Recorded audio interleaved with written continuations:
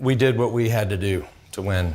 Welcome to Watch Mojo, and today we're counting down our picks for 10 athletes who brought shame to their nation due to their actions, performances, or wrongdoings. What followed was a police chase that had the entire nation riveted to television.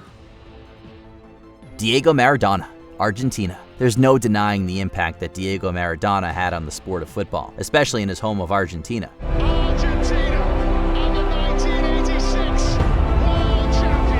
But despite his many successes on the field, his constant struggles with substance use were a major factor in his post-retirement life, and in some cases, his playing career. During the 1994 World Cup, Maradona played 2 games before testing positive for the banned substance ephedrine. The shockwaves which followed FIFA's announcement touched all parts of the globe, but the most immediate impact came later the same day as Argentina, with a new captain, seemed without direction. At first, Diego claimed that it was an energy drink that caused the ephedrine to end up in his system, before later saying that he had a deal with FIFA that allowed him to use the substance for weight loss. Either way, without their talisman, Argentina were swiftly knocked out of the tournament. Well, that's it! Romania have beaten Argentina, and they are through to the last 8 of the World Cup finals for the first time in their history. He retired from international football shortly after. Tonya Harding, USA. Figure skater Tonya Harding was on her way to finish her career as a decorated and well-respected athlete. I don't think I need to tell you, but you are in first place right now. As a 2-time Olympian, this should have been the story of her run in figure skating. But in 1994, Harding was involved in a controversy that would define her life. Her rival, Nancy Kerrigan, was attacked during her preparations for the 1994 United States Figure Skating Championships, struck over the leg with a baton. The attack plunged Kerrigan's Olympic dreams into doubt and focused suspicion on rival skater Tonya Harding. As it turned out, Harding's husband, Jeff Gillooly, orchestrated the assault in order to give his wife the edge. Whether Tonya herself knew exactly what was planned or not is up for debate, but she was found guilty of covering for her husband in the aftermath. She received a lifetime ban for her wrongdoings. Harding says she's done apologizing about Kerrigan's attack. Enough apologizing. She's got her life, I've got my life. We both have wonderful lives, and that should be all that matters. Paolo Rossi, Italy. The late, great Paolo Rossi is a beloved figure in Italy, mainly for his efforts in leading the country to World Cup glory in 1982. Italian goal-scoring machine Paolo Rossi made his name at the 1982 FIFA World Cup finals in Spain, guiding Italy to a famous triumph with 6 goals in their final 3 matches. As a prolific goal scorer for Vicenza and Juventus, he also made a name for himself domestically. But in 1980, Rossi was involved in a match-fixing scandal known as Totonedo, a large operation involving multiple Serie A clubs and players. Game outcomes were predetermined in order to facilitate big money betting, and when the scandal came to light, clubs like AC Milan and Lazio were relegated from the top flight, and Rossi, despite denying all wrongdoing, was banned for 2 years. He did return in time to win a World Cup for his country, but his integrity as a player will always be tarnished. He will be remembered as a very special player, blessed with a goal-scoring instinct that was second to none. Hansi Cronje, South Africa. Hansi Cronje was the captain of the South African cricket team and seemingly one of the country's standout athletes of the 1990s. Cronje had been one of the most inspirational figures in South African cricket after their reintroduction into the international fold post-apartheid. But when it emerged that Cronje had been accepting bribes to influence the outcome of his and his teammates' performances, his reputation took a nosedive. Cronje had repeatedly accepted sums of money and also offered his money if they doctored their statistical output in a match. On April 7, 2000, the Delhi police charged Hansi Cronje with fixing matches in a 1-day series against India.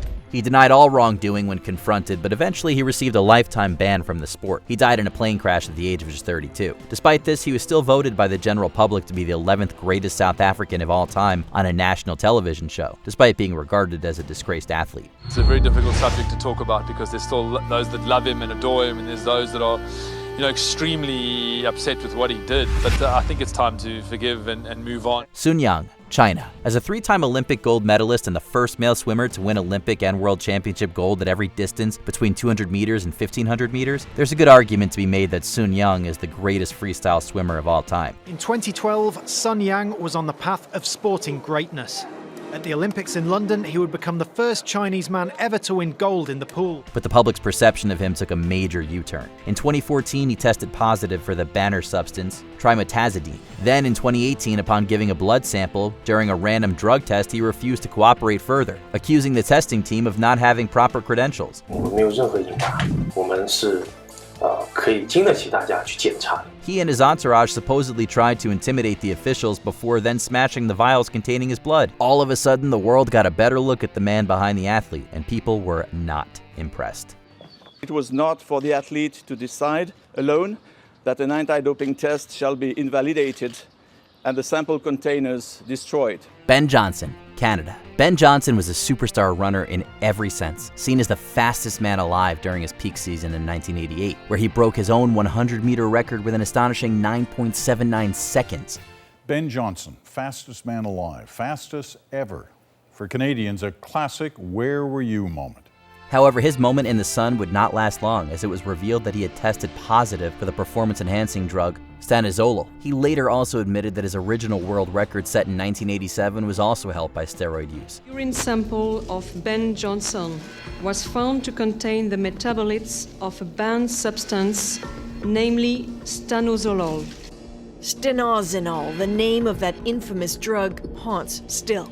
In fact, the 1988 100-meter race has since been called the dirtiest race in history, with only 2 of the 8 runners avoiding some form of PED guilt in their career. But Ben Johnson remains the poster boy for cheating in the sport, and unsurprisingly, he was stripped of his gold medal and world record.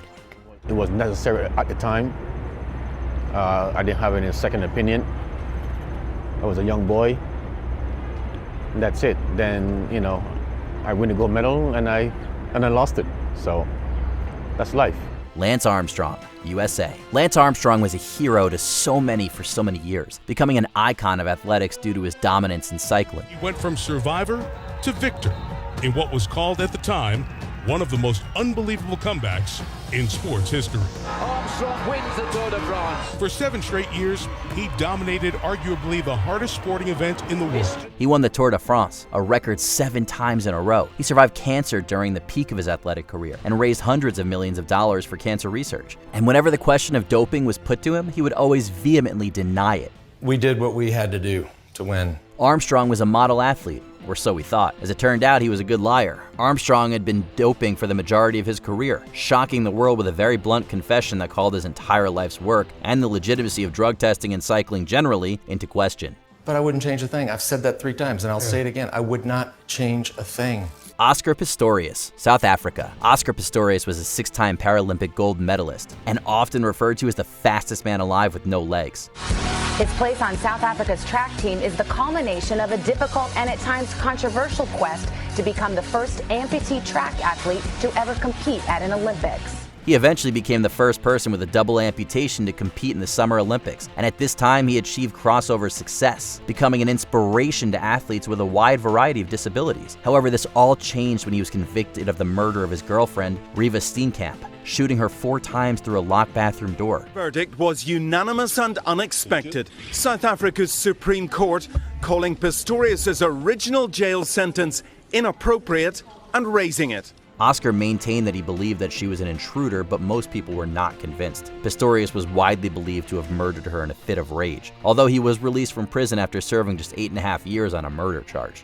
For 5 years, he'll live under conditions and could be returned to prison if he breaches them. O.J. Simpson, USA. The O.J. Simpson murder trial was one of the biggest cultural events of the 1990s, a totally inescapable saga that held the attention of the entire world. The scene was set for what would eventually be called the trial of the century. Simpson was already an NFL legend by the time 1994 came around, but when he was accused of murdering his ex-wife Nicole Brown and her friend Ron Goldman, his life descended into chaos. The name O.J. Simpson eventually divided the country along racial lines as well.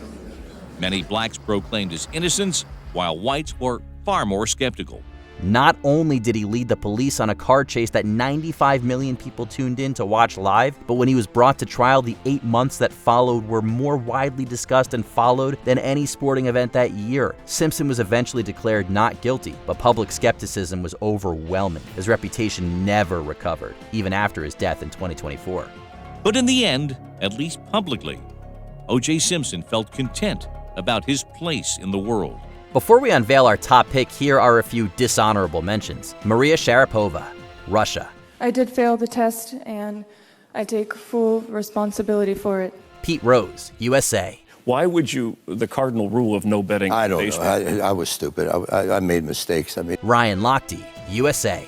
I think it's everyone blowing this way out of proportion. I think that's what happened. And you know, like I said, I did lie about that one part, and I take full responsibility. I'm human. I made a mistake.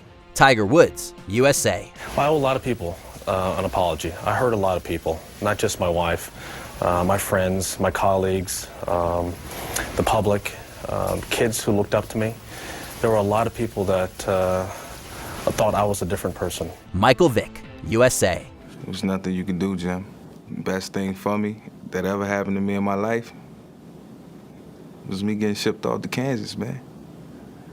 Because other than that, I wasn't going to change. Before we continue, be sure to subscribe to our channel and ring the bell to get notified about our latest videos. You have the option to be notified for occasional videos or all of them. If you're on your phone, make sure you go into your settings and switch on notifications. Chris Benoit, Canada. Once seen as one of the hardest working and intensely committed pro wrestlers of all time. These days, any mention of the name Chris Benoit brings about an undeniably bleak feeling. In the ring, with the body of an Adonis, he was slamming opponents, being slammed, and putting on a show. Outside the ring, the former WWE World Wrestling Entertainment Champion was quietly spinning into depression. Between June 22nd and 24, Benoit murdered his wife and his 7-year-old son before eventually taking his own life. The news of this brutal crime shook the world to its core.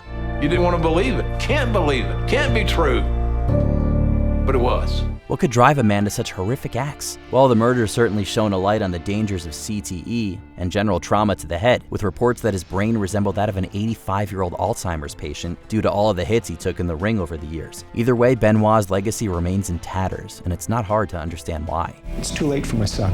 It's too late for my daughter-in-law. It's too late for my grandson. What do you think was the biggest fall from grace in sporting history? Let us know in the comments.